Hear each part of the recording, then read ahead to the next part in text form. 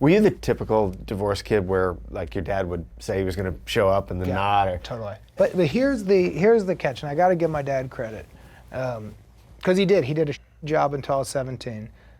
But what the man did, and looking back, and to anybody watching this, I've tried doing this with podcasts, because there are people right now who are not seeing their kids, and a lot of it is complicated.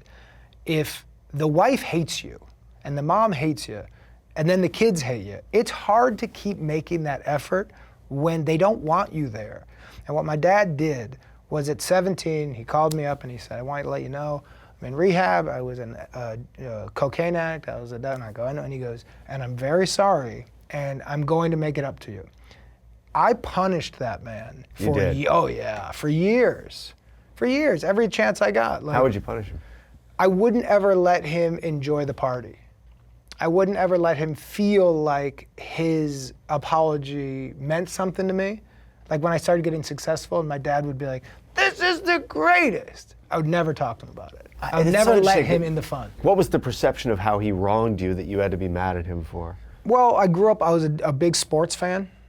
I loved Chicago sports. My brother wasn't, my sister wasn't, my mother couldn't care less. We had one TV in our house and every once in a while my mother would think we were addicted and cut the cord. If it was Monday Night Football and the Bears were on, and I was thinking about it all week, my sister said, I want to watch another show. My mother didn't know how to do the math on it, so she would say, everybody gets 30 minutes. And I was like, it's just not the way it works. You can't do 30 minutes. And then she's like, yeah, but you can't have 3 hours. And I'm like, I'll give you all tomorrow. But in my house, sports weren't valued.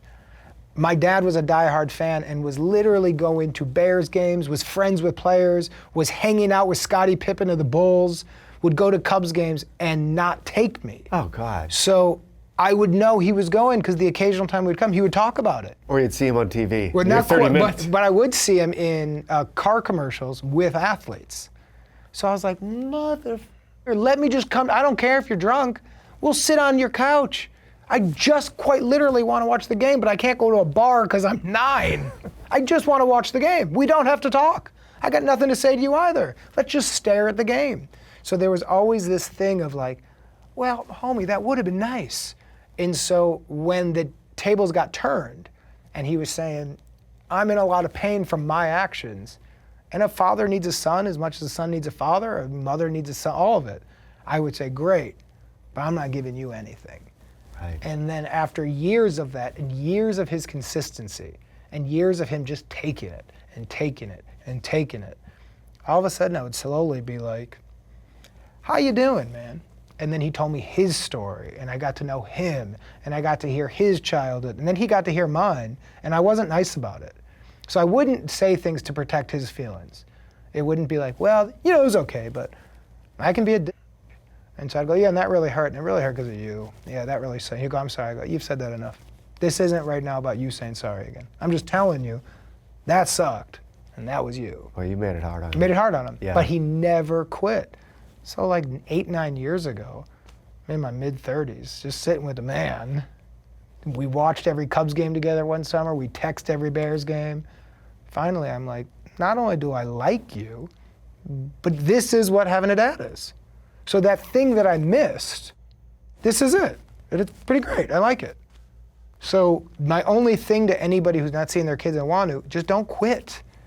It's quite literally that broken thing between he and I is fixed. And it really is his consistency and taking his lumps, which I gave him. But I don't have lumps to give him anymore. I don't want to hurt him. Right. Like he would always want me to call him Dad, and I'd always call him by his nickname, Crocco. I'd put him in my phone, Crocco, and he would say, you know, for one time you can call me Dad. And I'd go, all right, Croc. And then he'd go like, I love you, and I'd be like, this was fun. And I would know what I was doing.